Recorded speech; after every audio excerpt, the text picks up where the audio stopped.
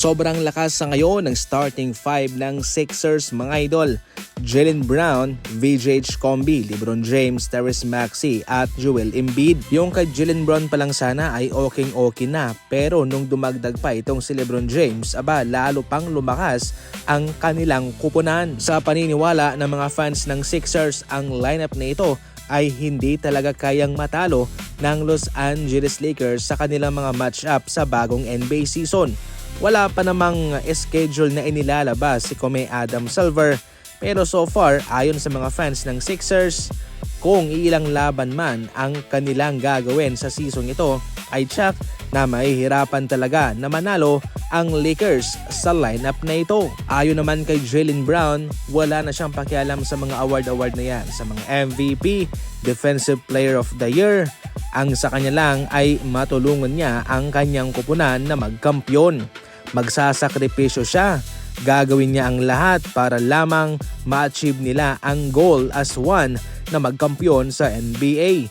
Tama naman si Brown, mahihirapan talaga siyang ma-accomplish ang mga ganong award dahil syempre marami na siyang kahati. Hindi naman nakafocus na sa kanya yung bola katulad ng nasa Boston Celtics na si Jason Tatum lamang yung kanyang kaagaw.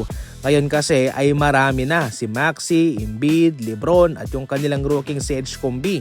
Kaya liliit po ang mundo para kay Brown, pero ang maganda lang dito ay alam niya na kung ano ang mangyayari at payag siya sa kanyang gagawing sakripisyo. Para sa inyo mga idol, ilang panalo ba ang magagawa ng Sixers laban sa Lakers sa season ito? I-comment lang. Hindi naman magtatagal si Hero sa Milwaukee Bucks. Ngayon, galing sa report galing kay Evan Sidri mga idol, ang Milwaukee Bucks ay walang planong bigyan ng contract extension si Hero sa pagsisimula ng season ito. Eligible na kasi itong si Hero para sa isang extension. Mas mapapamura kasi ang Milwaukee Bucks mga idol kung sila'y magkakasundo sa isang extension. Dahil kung panibagong kontrata, syempre mas malaki ang halaga noon. Kaya sa ngayon mga idol, hindi nga nila bibigyan po ito ng extension. Ibig sabihin nun, iba ang kanilang plano. Ito ay kanilang isasama sa isang trade para sa paparating na trade deadline sa February. Kung gaganda pa yung kanyang stats sa season ito, tataas pa yung kanyang value. Mas maraming asset pa ang kanilang pwedeng makuha. Ang gusto kasi ng Milwaukee Bucks dito ay ultra rebuild kaagad.